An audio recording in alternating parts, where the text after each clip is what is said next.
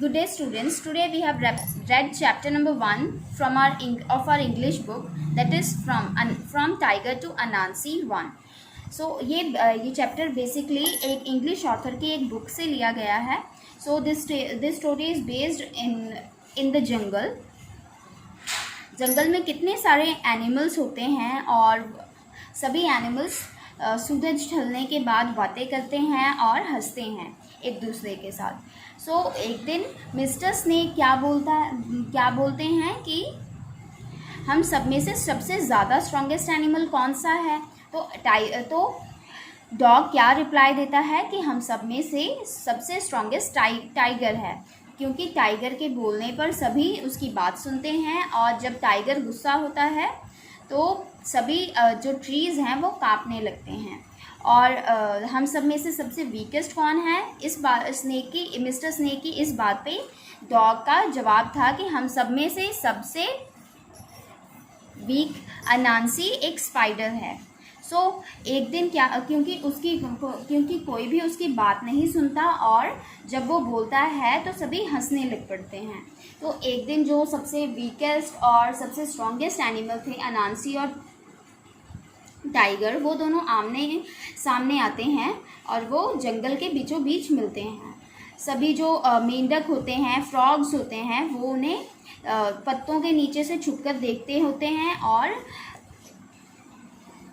जो पैरट्स हैं वो उनकी बात सुनते हैं. सो फिर अनांसी क्या करता है, अनांसी तो टाइगर को ग्रीट करता है, उसे गुड मॉर्निंग विश करता है, लेकिन टाइगर उसे नहीं बुलाता. तो अनांसी टाइगर से कहता है कि मुझे आपकी एक हेल्प चाहिए. तो टाइगर बोलता है और वो क्या है. सो अनांसी कहता है कि टाइगर तुम सबसे स्ट्रॉन्गेस्ट हो, इसलिए तुम्हारे नाम के आगे कितनी सारी चीज़ों के नाम हैं, जैसे टाइगर लिलीज़ हैं, टाइगर स्टोरीज़ हैं, टाइगर मोथ्स हैं. टाइगर लिलीज़ फ्लावर्स के नेम हैं, टाइगर स्टोरीज़ उन स्टोरीज़ को बोलते हैं जो जंगल की स्टोरीज़ होती हैं, उनको टाइगर स्टोरीज़ बोलते हैं. And tiger moths are the insects which are named after the tiger. So everyone knows I am the weakest and that is why nothing bears my name. और सबको पता है कि मैं सबसे वीकेस्ट हूँ और इसीलिए किसी भी चीज़ के साथ मेरा नाम नहीं जुड़ा है. सो अनांसी टाइगर को बोलता है कि आप ऐसा कीजिए कि मेरे नाम के साथ भी कुछ चीज़ों के नाम रख दीजिए ताकि सभी मेरा नाम भी जान पाएँ. तो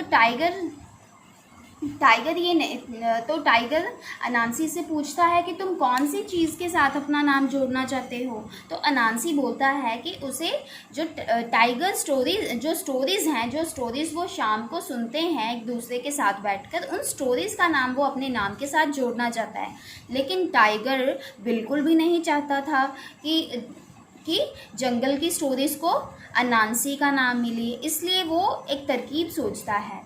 तो वो अनांसी को कहता है कि मैं तुम्हारी विश पूरी करूँगा, लेकिन उससे पहले तुम्हें मेरा एक काम करना होगा. तो अनांसी टाइगर को बोलता है कि आप जो भी बोलोगे मैं वो करूँगा. तो टाइगर बोलता है कि तुम मुझे मिस्टर स्नेक को ज़िंदा ला कर दो. वो नदी के नीचे रहता है और जब तुम मुझे मिस्टर स्नेक को ज़िंदा ला दोगे तब मैं अपनी सभी स्टोरीज़ के साथ तुम्हारा नाम जोड़ दूँगा. तो सभी एनिमल्स अनांसी के जवाब का वेट करते हैं. तो अनांसी बोलता है ठीक है टाइगर, जैसा तुम बोलते हो मैं वैसा करूँगा. ये बात सुनकर सारे जंगल में कितनी हंसी गूंज पड़ती है. सभी एनिमल्स हंसने लगते हैं और सबसे ज़्यादा कौन हंसता है, टाइगर.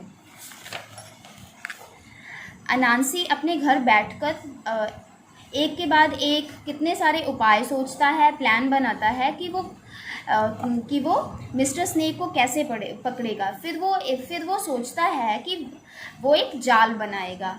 वो क्या करता है, वो एक जाल बनाता है और उसमें एक छोटी सी जगह छोड़ देता है. उस जगह में वो कितनी सारी बेरिस बांध देता है और उन बेरिस को अच्छे से एक बेल के साथ बांध देता है, क्योंकि क्योंकि अनांसी को पता था मिस्टर स्नेक को बेरीज बहुत पसंद थी, तो अनांसी मिस्टर स्नेक का वेट करता है और मिस्टर स्नेक उस रास्ते से आते हैं, और जब वो बेरीज को देखते हैं तो वो क्या करते हैं, उस बेल के ऊपर रेंग कर सभी बेरीज को खा लेते हैं। अनांसी उस बेल को खींचकर टाइट करने की कोशिश करता है, लेकिन मिस्टर स्नेक की बॉडी बहुत ही हैवी थी, इसलिए वो जाल टूट जाता है। तो अगले दिन अनांसी क्या करता है, ज़मीन में एक गहरा सा गड्ढा खोदता है और उस गड्ढे की दोनों साइड को स्लिपरी बना देता है ग्रीस लगा के, और उस होल के अंदर जाके वो कितने सारे बनानास रख देता है, क्योंकि उसे पता था मिस्टर स्नेक को बनानास भी बहुत पसंद है। तो मिस्टर स्नेक जैसे ही देखते हैं कि एक होल में बनानास हैं, तो वो आकर उन बनानास को खाना चाहते थे, लेकिन उन्होंने देखा कि उस होल की साइड्स तो बहुत ही स्लिपरी थी, और इसलिए तो मिस्टर स्नेक क्या करता है, साथ में एक पेड़ था, उस पेड़ की डाली से वो अपनी पूंछ को बांध देते हैं और फिर होल के अंदर जाके सभी बनानास खा लेते हैं और फिर वापस बाहर आ जाते हैं। इस तरह अनांसी के बनानास भी खो जाते हैं और वो मिस्टर स्नेक को भी नहीं पकड़ पाता। So what did Anansi do next? Did he win? We'll learn about all this in the next lesson.